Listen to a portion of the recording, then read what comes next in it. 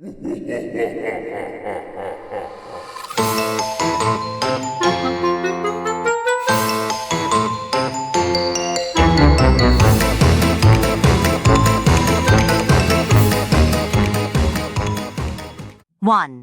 the Whispering Wall.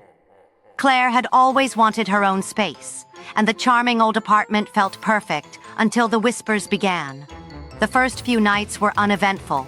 She blamed the occasional creak on the building's age, but by the third night, as she lay in bed scrolling her phone, she heard faint murmurs from the wall beside her headboard. It sounded like a conversation, but the words were indecipherable.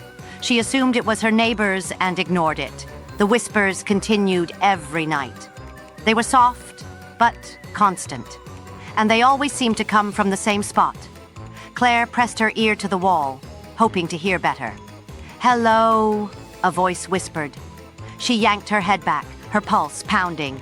"Old pipes," she muttered, though her hands shook. The next morning, she knocked on her neighbor's door. No answer. She later asked Mr. Daly, the building manager, about it. "No one lives there," he said. "The last tenant moved out months ago."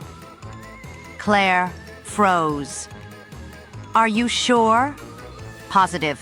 Probably just the building settling," he said with a shrug. That night, the whispers grew louder.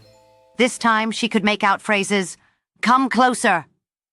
Claire refused to move, gripping her blankets as the voice continued.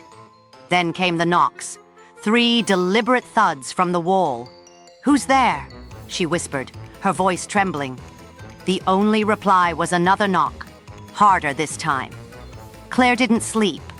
The next day, she picked the lock to the vacant apartment. The air inside was cold and stale, with dust covering every surface. She walked to the wall shared with her bedroom. Scratches marred the paint, as if someone had clawed at it. Faint stains streaked the plaster, dark red, almost rust-colored. Claire's stomach churned. A sudden creak made her spin around. The door she'd left ajar was now shut. "You shouldn't be here," a voice hissed clear and close. Claire fled, her footsteps echoing down the hallway. That night, she moved her bed away from the wall and stayed awake, clutching her phone and a flashlight. But the whispers returned, louder than before. This time, they seemed to come from all directions, surrounding her. At 3 a.m., the knocks returned. Claire turned to the wall, her breath hitching. A handprint began to press outward from the plaster, the long skeletal fingers stretching toward her.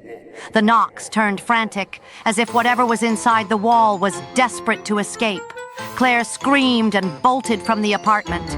She spent the night in her car, too terrified to return. Weeks later, a new tenant moved in. On their first night, they heard whispers from the wall. "Welcome home," the voice said.